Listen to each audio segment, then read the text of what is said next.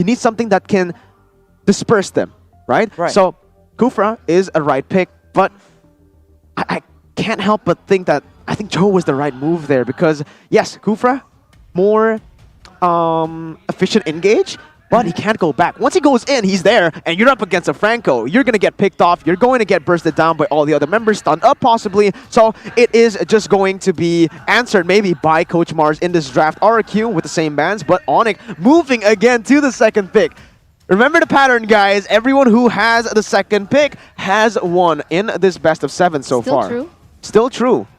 RQ Hoshi had the second pick in game number 3, and they were able to secure the dub. So let's see how this works right now. Okay, the Ling has been banned once again for the side of Onic Esports, the Valentina as well this time around for Onic. So still the same bans face value, but the difference is between game number 3 and game number 4 is that the Yves this time has been banned away for the side of Onic Esports. Now Araki Hoshi, as a response, goes in for the first pick, Xavier. Interesting. So that will be coming into the hands of Clay. He was very efficient with it. And for Onic, there are still several options available. Of course, the Yves will not be possible to be secured any longer.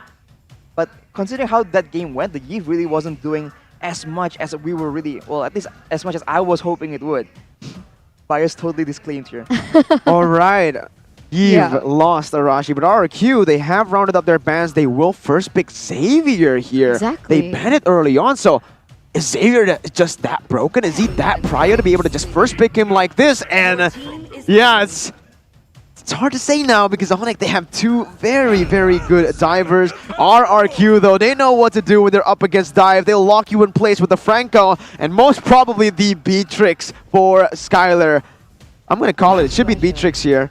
Or no. Oh, wait. Oh, we have not seen the Karina. So, I mean, technically, we did see Karina last We game, just saw it. but we haven't really seen that much of Karina in the playoffs. It is a very fast draft. As Onic pick up the Atlas. Oh, That is a lot. That is a big engage. And big follow-up coming in Yeah. from Boots as well as the Masha. Well, Baxia and then the Masha. So for RRQ, It's a lot of do have- shots. Yes. Well, RRQ, they have the Karina, and that will be very efficient in dealing with the Baxia, the tankiness coming from the Atlas as well. But they're gonna need some DPS because this is 3 very, very beefy members. Is the carry gonna make an appearance? that Is that too risky? actually could be a possibility, to be honest, at this stage. All right, you answer me this first, though. Carry brings Inspire, right? Can. You can, I guess. You She don't usually have does, to. though. But if you're up against an Atlas, you need to bring Purify. There's too short-ranged. Mm-hmm. Unless they go and pick a Diggy. No way. There's no way, because they already picked a Mage in the mid lane and It could a be roamer. placed into the gold lane. Gold lane Xavier? Diggy? Yo. Good lane Not Diggy. gold lane So where's the Diggy. carry gonna go? I'm talking Gold lane about XP? Xavier. Oh. Gold lane XP. Wow, yeah, you're right. No, I want to say Diggy XP. No, okay. So how do Diggy you work? mid. Because the whole point of picking Diggy is to have that carry to deal the damage to these tanky members. Oh, if yeah, you you're already have the right. carry, Oh, yeah, is carry now- going to go mid? Yeah, now I'm the one confused. Yeah, so we're all confused, but still, I don't think carry is going to be the pick here because simply so vulnerable. Yes. So vulnerable Absolutely. in this position. Onic, they are going to ban out the Esmeralda from the hands of R7. They possibly might go for a ban towards the Uranus as well. They might just limit the heroes from RRQ. Let's see. It's actually the Beatrix. Which makes sense too. Yeah. They still have yet to pick up a gold laner, so And one they of- saw that RRQ ban Popol. Exactly.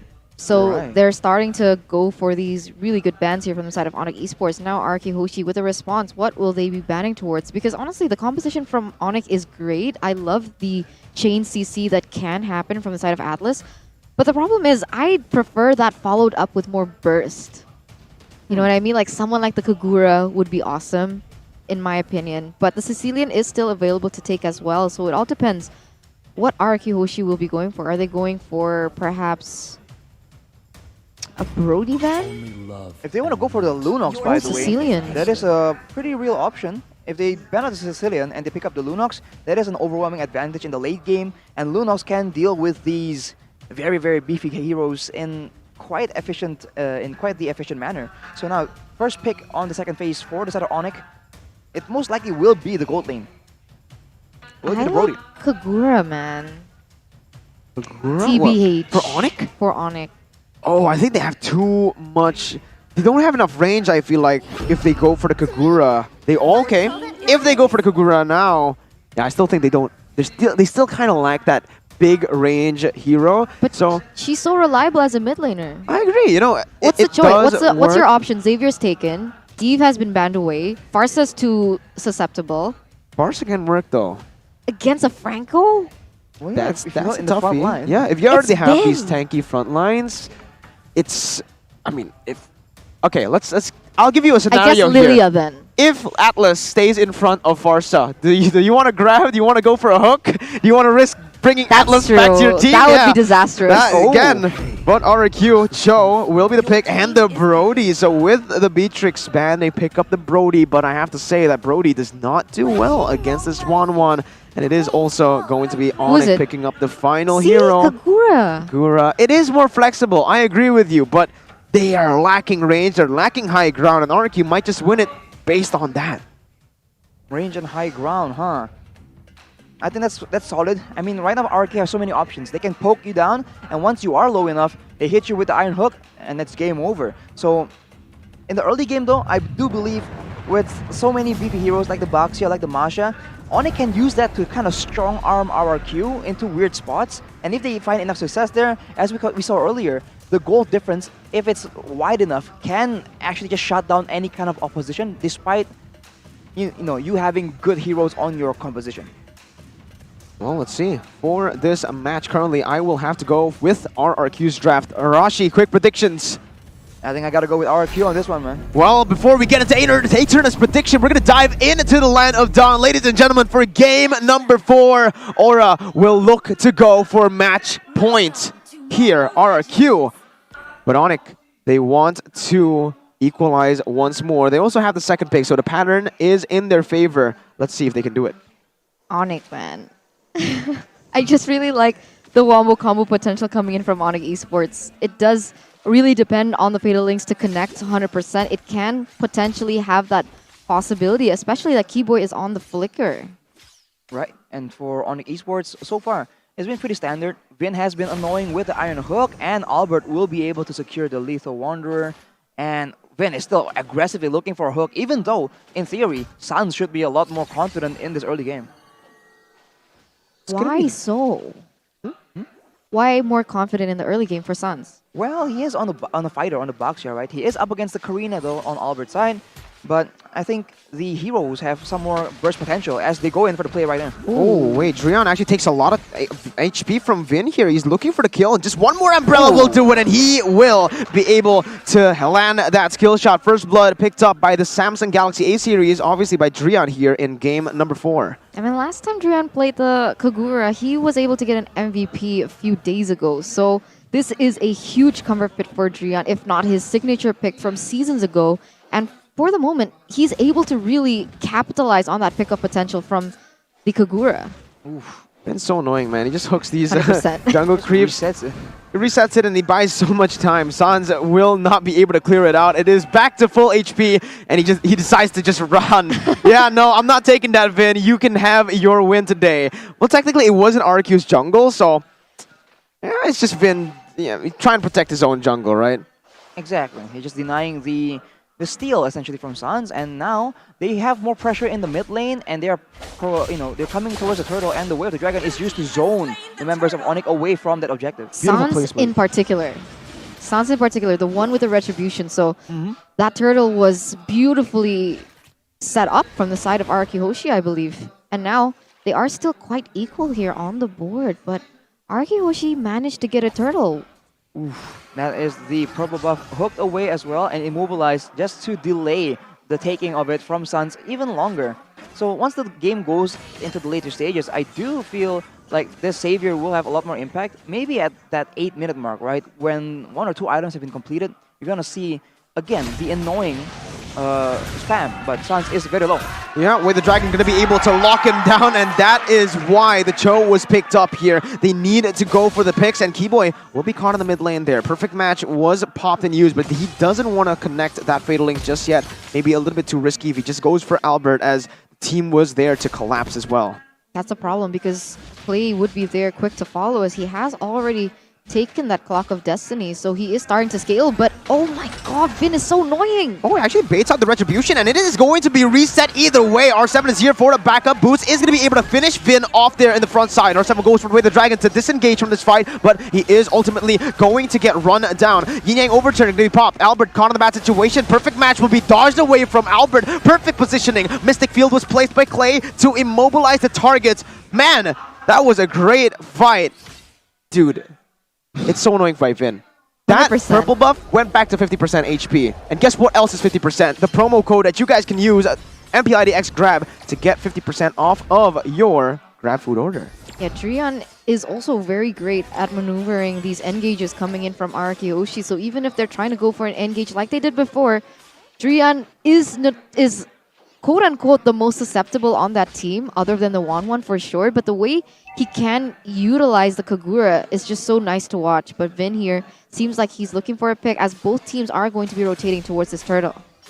Right, he's controlling as much as possible. He goes into the bush to the zone, but Keyboy wants to make something happen. Fatal Links and the Yin Yang overturn combo with R7 somehow. Still able to dash away. The flame shot connects onto Vin though. A good snipe from Onic to get a trade at least. But RQ, they take the turtle.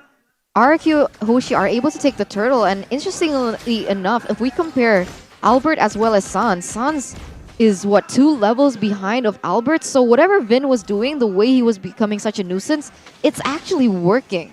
Right, he knows that he can't find any priority targets because Drian is relatively safe, CW as well, no real targets, right? So with that in mind, he just goes to make sure that he denies a lot of income from the side of Sans. He is the most sub-stable, consistent jungler, right, Sans? So with him interfering, Albert was able to actually get an advantage. Torn apart memory does not actually get the kill, but Skylar lethal. Oh my god, the calculations on that range, on that basic attack, he flickers out. Fadeaway play by Skylar. RQ Hoshi are playing this so well. Albert was able to get and take away that gold buff away from the side of Onic Esports as well, and they're sitting at a 1,000 gold lead here in the 5th minute. Wait, in the bottom side as well, Boots has lost all 3 HP. He needs one more. There he goes and gets it. RQ still with a 1,000 gold lead, but Arashi, 5 minutes in. What do you think? 1.4k gold lead, man. Vin, whatever he's doing is working out. And in the late game, I think, yeah, there's potential for him to like hook Keyboy by mistake. But for the most part, later on, he can just use the hook as a defense tool as well. And that's all fine for RK Hoshi because they do have the range advantage in the form of Clay on that Savior. So if they just want to stare at each other from distance and contest the control over objectives, RK Hoshi can definitely do that. Yeah, 100% here is now RQ Hoshi. They are looking for a play on the board, maybe for some picks right now, just to be able to set up properly for this next turtle that will spawn in under 3 seconds. But it seems like Onic Esports, they are definitely trying to do the same. It all depends who has a better wave clear, I believe, in that mid side. But no, Xavier's just going to ignore it. RQ's composition in this game, they really need to isolate these members. It is going to be the Retribution battle, and Albert wins it without a sweat. Broken. Keyboy goes for Fatal Links, able to connect onto the 2 members that are tanky though, so it's not going to be worth it. And CW does not crack his weakness point. Clay still able to run away, and it is a 1-for-0 once again. One traded in for Onic, but they lose out on the turtle. Sans hasn't been too reliable on this Retribution game. It's How tough. many times has he actually missed it? Arashi, did you keep count? Oh, I wasn't keeping count, man. I'll be honest with you. Because the game, there's just so much going on. I'm trying to pay attention to a lot of different stuff. But right now, how is he supposed to win the Retribution battle when he's down 2 levels compared to Albert? See, that's the impact of what Vin has been doing. His tireless efforts to just screw over Sans in the jungle has been very beneficial. The hook almost lands. And with the items on the side of RQ Hoshi right now, they have a lot of burst, and the longer this goes, the more the advantage grows, the more these tanky members will start falling in the face of RQ Hoshi. 3 turtles to their name, 2 kills to their name. But RQ Hoshi, their economy has been fluctuating, to be honest. Onic Esports, they're still putting up a fight here in the 7th minute. Sans is slightly catching up, I would say, but look at that. All his jungles are just taken away from him, or at least, like, delayed. This is why Karina was so prio early on in the playoffs. We haven't really seen it used to its utmost potential ever since. Most probably because of the Valor pick from Onic. But yeah, That's the reason that this pick is just so amazing. The farm is insane, and Keyboy here, he's looking for something. Perfect match going to be used. It is going to be able to stun 2 members, but look at R7. He's nullifying CW's damage, and he is not going to be able to get the weakness point. It is only Vin again taken down. Vin has fallen 5 times, and this is Onic getting 5 kills. Finally, they get another kill, but onto the right members. Clay with the taunting light, and Albert with the triple. Onic are not doing good in this game. RRQ are outclassing them so far. Not to mention that Albert was able to get a shutdown onto Keyboy, onto Drian. So a lot of gold in his name right now. Onic Esports were able to get a slight compensation in that turret in the mid side, but so far RRQ Hoshi really just so spot on everything they've been doing in the team fights, in the pickoffs, in the game of the objectives, but actually more towers have been taken by Onic Esports. Right, they've been opting to split push, and Clay here is going to be in a tough situation. Yining overturned combo with the fatal links. Clay's going to get caught right there as Albert jumps in for the damage. Flame shot is going to be there to disengage. R7 looking for a pick as Vin hooks in Sans. I don't think that was the right move. Sans will be able to re-engage with the shield unity, and RRQ forced to back up. Onic, they've picked up the scraps. They have turned the tides, and this might just be a free lord for them. That could be the case, but R7 is flanking here. Do you think he can go for a steal?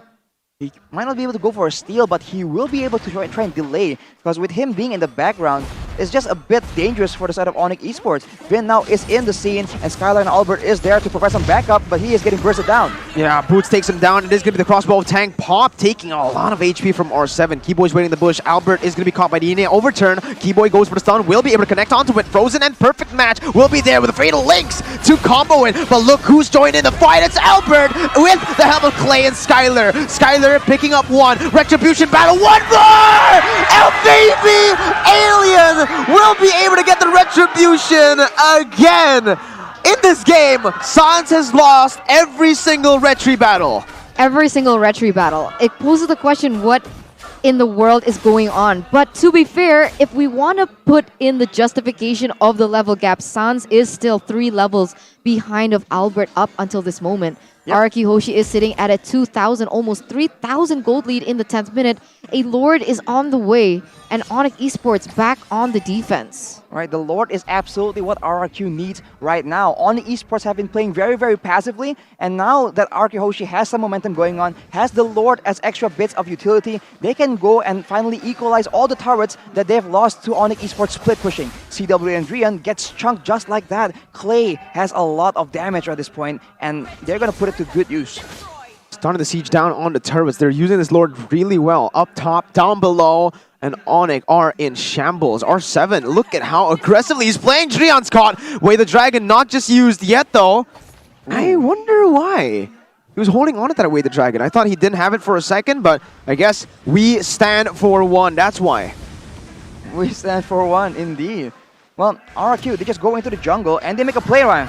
Yeah, the taunting light as well. And there you go. That's why he saved it. He was waiting to bot the Way the Dragon onto Keyboy so that they would not have any engage. Boots trying to salvage some parts here, but he will be chain CC'd most probably by R7. Nope, he doesn't go for the G Kundo. Both teams disengage. RRQ though on the move into that base. They are looking for the tier 2 turrets all across the board. Bottom side will fall first. Skylar didn't even need to hit it there. It was the minions doing the job. Albert up top trying to get it as well. He's just going to go for the orange buff, letting the RRQ members, the other RRQ members, to siege it down. And for you guys back at home, you guys can tell us, give us some feedback with the survey right now. Scan the QR code on to the left to tell us what we can improve here in MPLID Season 9. Another turret bites the dust here for the side of Onic Esports. And you're right, it instantly equalized everything that Onic Esports was trying to build up for. Slowly going for the pushes in that top side, in that mid side, in the bottom side, has been actually taken over by RRQ Hoshi in a way with a 7,000 gold lead now to their name. Let's take a look at the items. Clay has a full item over Drian,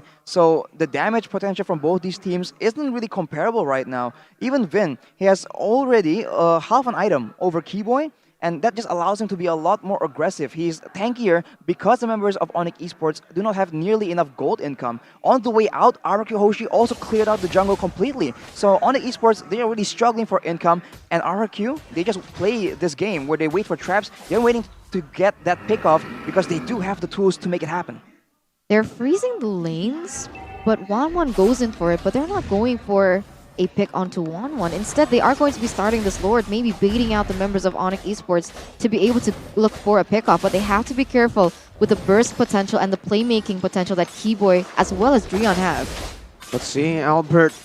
At this point, he has to be confident, right? He's won every single retry battle. They might just go for a 50-50, but no, they are efficient. Sans with Turtles of Poisons, Albert instantly just jumping onto him. R7 with the Jikundo onto two members. Sans and Keyboy knocked, and that's going to be the suppression. Way the Dragon as well.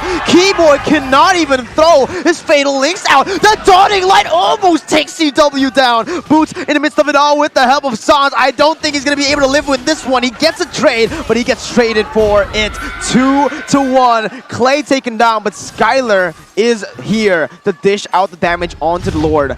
Albert is really low though, so even if they want to take this, they have to be careful because Drion can easily assassinate him in a way, but no, that's not the route they want to take. They're going to be pushing for that mid side and maybe chunk a little bit of health in that tower for the side of Araki Hoshi, but this is going to be a free Lord once again for the side of Araki Hoshi. 3 turtles, 2 lords, 6 towers, a 7,500 gold lead here in the 14th minute. And they're going to try and end the game as soon as possible. R7 though walks into 3 people, but he is able to get out with that mobility. That's the Cho. And honestly, the approach from Araki Hoshi is just amazing right now. They are afraid of getting, by all means, they are afraid of getting comboed by Keyboy. So what is their solution? They engage onto Keyboy and don't let him use his skills. Yeah. That is just so creative. That's something so out of the box as well, because if, yeah, Arashi, tell me what would happen if you actually engage against an Atlas that maybe wasn't chain CC'd. Exactly. If you don't change the CC, it's going to be catastrophic because he's going to be able to engage most likely on the whole team.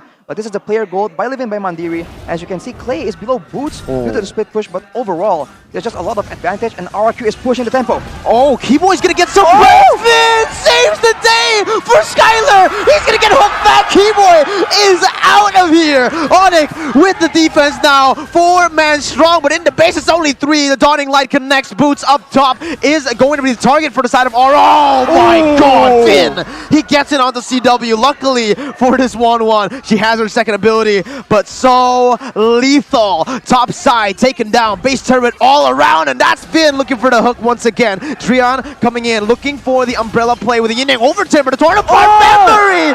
Oh my god, RRQ! The skill shot, Finn flickers forward, suppression, CW is going away. The Fatal Links doesn't even do anything towards RRQ as the Dawning Light comes through with the Dragon Brea brought to Boots, but the base will simply be taken down. The crowd erupts as RRQ take match point. Match point.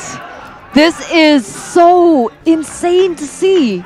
3 points already taken by the side of RRQ Hoshi. They've been able. They broke the curse. They broke the break pattern. The curse. I was about to say they were able to break the curse here, being the first pick, but still winning it against Onic Esports. That was such a clean game. Arguably one-sided for that one. It's not exactly one-sided. There was some kind of struggle, some kind of, trade back from Onic, but overall, it just seems like RRQ is always in control. That approach, who would have came up with that? Okay, he's gonna engage on us, let's stop him instead. And they just have to have so much trust in Vin, man. That final fight, that in front of the base, we saw that the play almost happened for Keyboy, but it gets absolutely denied by Vin with the suppression. My god, the synergy of this team is absolutely insane. 1 life left for Onic Esports here for their chance to secure that champion title, the King of the Galaxies. Whew. Back to the drawing board they go. Man, back to the drawing board for sure. And I don't know, they have options here for sure, but going up against a team as creative, as experienced as RRQ, I'm really worried for Onic, man. This is looking very tough, and RRQ is riding on huge momentum right now. Onic will need to find something quite different, something that RRQ has never seen before. If there are any secret strats left, we have to see it now. And the thing is, the draft has been impeccable as well for the side of RRQ. The fact that Valor hasn't been picked, I see a lot of that, right? I'm thinking about that as well. Why? Why hasn't Valor been picked up? Look at the composition. Who are you going to shoo away? Aside from the Karina, maybe the Franco, but if they do that to Valor, it's much easier than it is to do it to Atlas, right? Exactly. And not to mention, like, the idea if you're going with a Franco, the Valor is a bit redundant just because that if you get hooked, right? it doesn't really matter if you push everyone back. You're the one that got closer. So And you actually disengage for your team if you... exactly. So it just doesn't work out as well. Looking at the items now it's a 16-minute game, but Yeah, this it grand felt- final has been so good. It doesn't feel that short. It felt like it's a 30-minute game. Yeah, man. yeah. I was about to say, it actually felt like a 30-minute game. The fact that there was so much happening, I guess it's just the macro of these two teams that makes it seem so... Because usually when we think big brain, we think 40-minute game, right? But in this game, nope, not really. And honestly, I do think overall, as you mentioned, the composition isn't bad. There is potential, but with the gold advantage RRQ is able to secure in the early game, with how much they shut Sans down, right? Denying all his camps, allowing Albert to win in every single neutral objective retribution battle, they're just able to take control of the game completely. 2 Lords, 3 Turtles, all to the side of RRQ Hoshi. Not a single one went into the hands of Sans. That is just so difficult to deal with. That's just so much pressure put onto Sans, and there's nothing he can do about it. He's playing a Baxia that should be relying on that early game tankiness, the early game damage, and outlasting your opponent's damage, but he's just ignored in those objective battles. He gets ignored, and even if E-Boy goes in for a crazy play, instant suppression coming in